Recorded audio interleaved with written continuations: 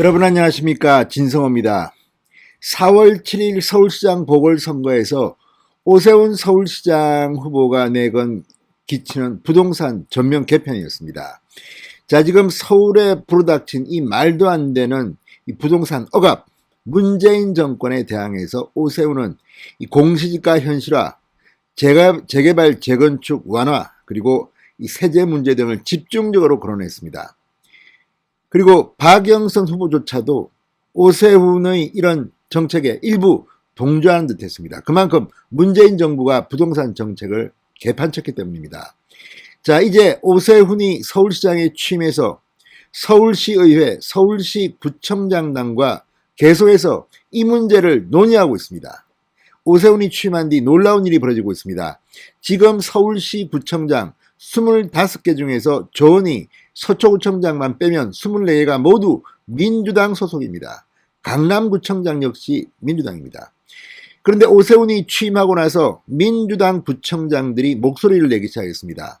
오세훈 시장과 비슷한 목소리입니다. 문재인 정부의 반기를 든 겁니다. 저도 부동산 정책만큼은 서울 시민들과 이 문재인 정권은 완전히 딴 방향입니다.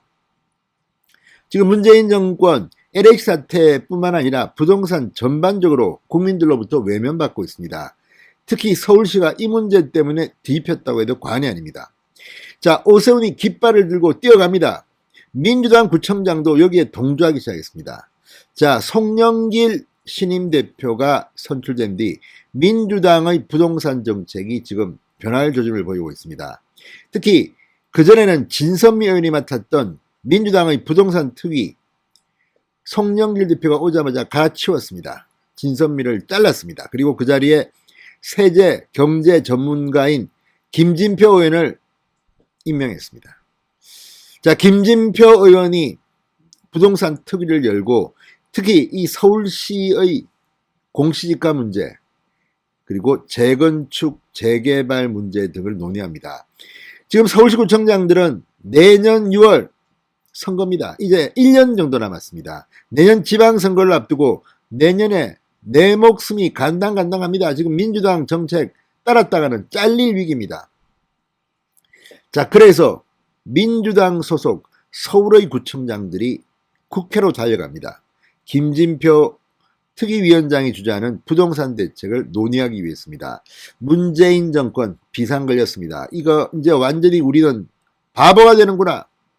민주당 구청장들이 반란을 일으키기 시작했습니다. 진성호의 직설 시작합니다.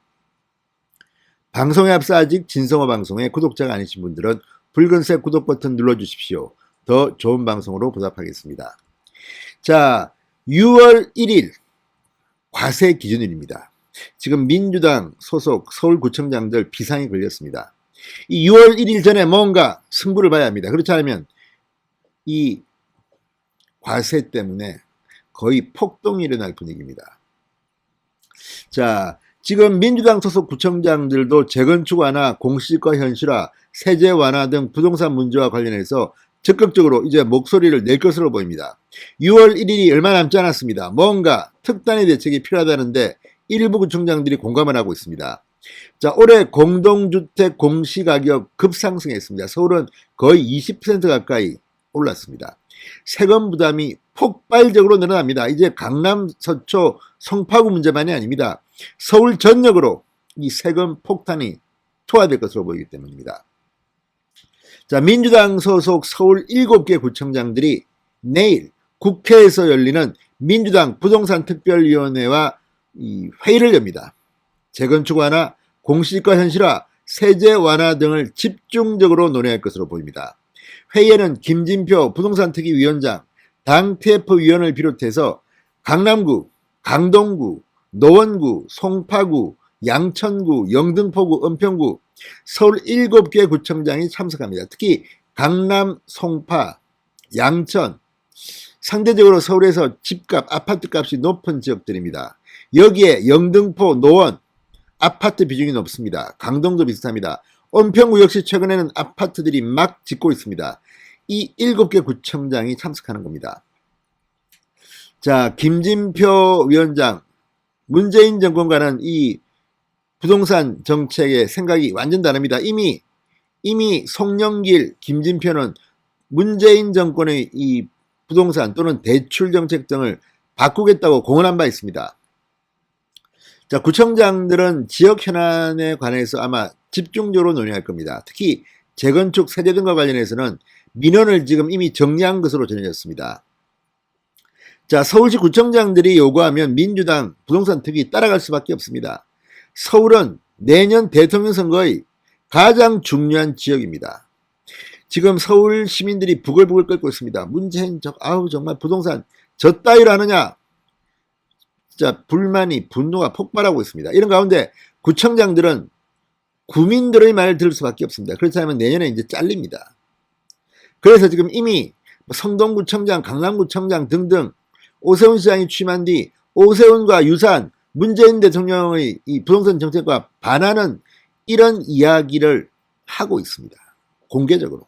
문재인은 이제 식물 대통령으로 추락하고 있는 것으로 보입니다. 자, 무엇보다도 지금 서울 공시지가 상승으로 재산세 부담이 확 높아질 겁니다. 지금 각 구청장들에게 이 반발이 전달되고 있습니다. 이걸 정리한 구청장들 내일 뭔가 결단을 당에 요구할 것으로 보입니다. 자, 서울 공동주택 공시가격은 지난해보다 19.91%나 올랐습니다. 엄청납니다. 부글부글 끓고 있습니다.